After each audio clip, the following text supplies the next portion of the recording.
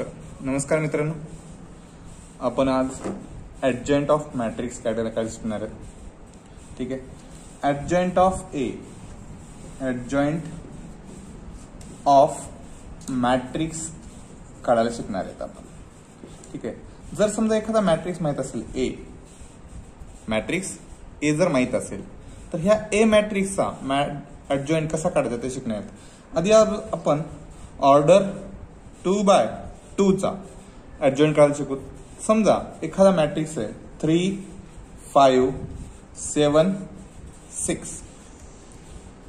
3 5 7 6 नको, हा 4 करू. ठीक आहे. जर समजा 3 4 5 7 4 म्हणजे हा 2 और रो 2 असलेला आणि कॉलम 2 असलेला मॅट्रिक्स आहे.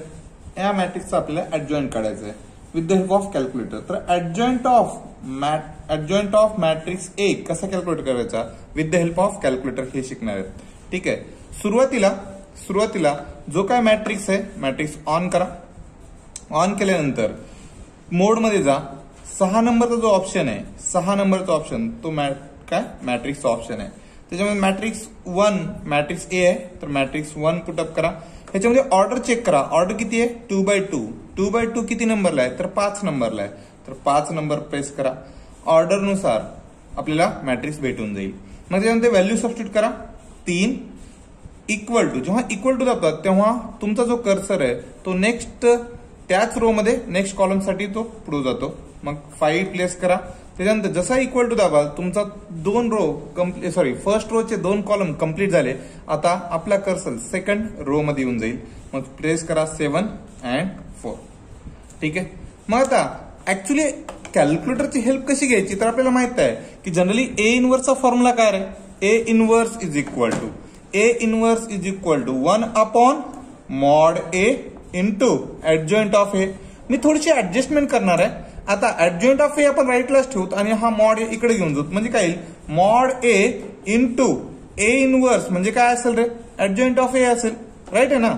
मग आता ऍडजॉइंट ऑफ ए काढायचं असेल तर काय करावं लागेल? आधी मॉड ए घ्यावं लागेल. मॉड ए म्हणजेच काय रे?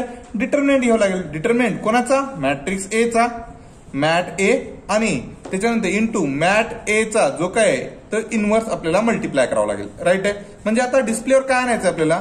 Determinant of matrix A into matrix A चा इनवर्स.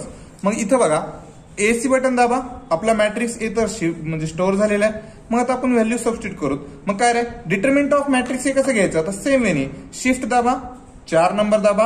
आता चेक करा या सगळ्या ऑप्शन मध्ये डिटर्मिनंट किती नंबरला आहे? तर 7 नंबरला बटन आहे. 7 नंबर. तर डिस्प्लेवर काय येईल?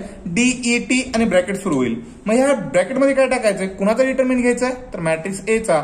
तर काय करणार? Shift 4 number 3 number. म्हणजे आता काय बघा डिस्प्लेवर डिटर्मिनंट ऑफ मॅट्रिक्स ए आला इनटू त्याला कशाने मल्टिप्लाय करायचं? मॅट्रिक्स एच्या इनवर्सनी. मागच्या स्टेपला किंवा मागच्या व्हिडिओमध्ये आपण बघितलं होतं की मॅट्रिक्स एचा इनवर्स कसा घ्यायचा? तर डायरेक्टली शिफ्ट दाबा, 4 नंबर दाबा. ज्या मॅट्रिक्सचा इनवर्स घ्यायचा ते मॅट्रिक्स किती नंबरला आहे? 3 नंबरला. तर मॅट्रिक्स 3 ए, मॅट्रिक्स ए आला डिस्प्लेवर. आणि इथं इनवर्सचं बटन आहे, ते इनवर्सचं बटन दाबा आणि इथं दिसत असेल चेक करा, इक्वल टू दाबा. तुमचा जे काही इनवर्स मॅट्रिक्स आहे तो इनवर्स मॅट्रिक्स येऊन जाईल. ते म्हणजे किती? ऍडजॉइंट ऑफ मॅट्रिक्स येऊन जाईल 4 -5 -7 आणि 3. ठीक आहे. अशा प्रकारे आपल्याला ऑर्डर 2x2 चा ऍडजॉइंट भेटून जाईल. आणखी एक सोपी पद्धत आहे ऍडजॉइंट काढायची. फक्त मॅट्रिक्स जे ऑर्डर 2 चा असेल तरच येईल. फक्त काय करा? डायगोनल एलिमेंट इंटरचेंज करा आणि जे काय बाकीचे एलिमेंट त्याचे साइन चेंज करा.